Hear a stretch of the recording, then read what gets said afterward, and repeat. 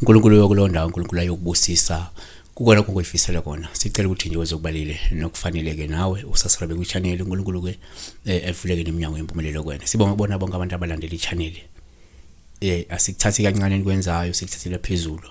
Sinifisela okuhle kodwa. Kama kupastor ningi channel inyu flike. Sibhekela udaba lamabhubho njengenjwayelo @user ayalibhalwanga ke igama. Siyama sibheka i-comment yakhe nje kubhala ukuthi @user bla bla bla bla. Kodwa yena actually uthi amen baba. Sisacela ukubuza bawuphupha njalo uphuka izingubo zengane.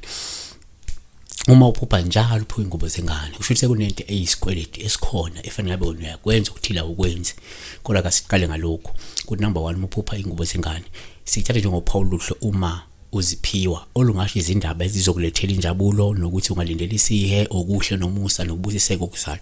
Izaga 3 verse 34 izedeleli uyazedelela kepha abathobelileyo baphumusa engathi ungaba nomusa. Number 2 ngiyenzeka futhi omunye umephupha ingoba zingane kube uphawu luhle uma eziphiwa kodwa eselusho ukuthi uNkulunkulu suke ezomsula inyembezi suke ngasathole umntwana ozophila amlethele injabulo. Amahubo 126 verse 6 uthi ke uhambe ekhali izimbezi ephetheke imbewu yokuhlwanyela uyakubuya ngokuthokoza ephethe izinyanda zakhe. Engathi ke uNkulunkulu angakunika leyo ngane uma uvela ufuna ingane.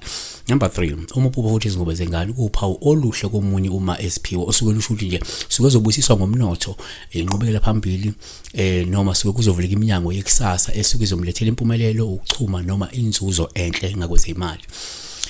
Izaga 13 verse 8 ihlawulo lokuphila komuntu leyincebo yakhe kepha ke umpofu akezwa ukukhuzwa. So ngathi nawe uma ukuthi ungumuntu odabalaza empilweni uNkulunkulu angakubusisa kakhulu leyo hustle yakho hambe kahle. Number 4 umupho futhi izingubo zengane kuuphawu luhluma uziphiwa komunye nje ngisho ukuthi suke lo muntu loyo uma emhluphe kenze kusingile usuku uzohlala nomuntu oqotho nomuntu omuhle nomuntu olungileyo nomuntu onesimilo maduze. Yabona Izaga 8 verse 34 uthi busise umuntu ongizwayo elinda imihla ngemihla ngasemasangweni nami ehlala ke nasezinsikeni zeminyango yami. So ngenzeka usingile ngenzeka you are looking for a partner, perhaps uNkulunkulu is about to bless you.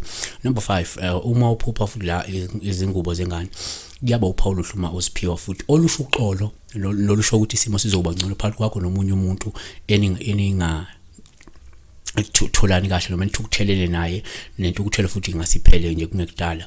Ngenzeka mhlawumbe uma ufuthi uxabene nomuntu wakho umyeni wakho ubani wakho lolo kuzoba loxolo phakathi kwenu. uJobe 22 verse 28 uma unquma indaba uyakuyenzela ukukhanya kukhanya izindlebeni zakho ungathi ke ungathola lolo xolo phakathi kwabantu ojwayelene nabo nabantu osondele nabo nabantu ophila nabo.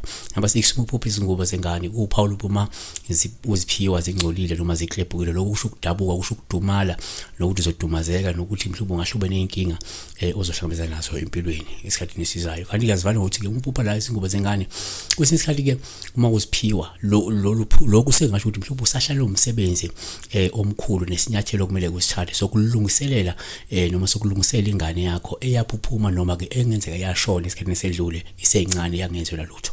Ngenzeka njengamanje kumele usukume ulungise ngoba uma ukubuya njalo lepo bulisho ngenzeka kunesikweleti ngenzeka mhlawumbe kwaba nokuphuphuma kwengane kwaba nokushona kwengane kwaba nokukhushulwa kwengane kwangasalungiswa emva kwalokho. So le ingane lokuyakhala ukuthi ngathi ningayilungisela mhlawumbe lezi zinto.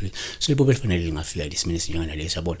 So siyabonga kakhulu ke may God bless you ukwazi uthola ama solution ukuthi what is it exactly now awenze introspection ngane kwethu ubheka ukuthi do you have any abortion that had happened, miscarriage, death of a child yakho or yomunye umuntu ojwayelene naye kakhulu mhlawumbe then makunjalo sukuma kwenza kunjalo wenza okufanele wenza okubalekile. Be blessed.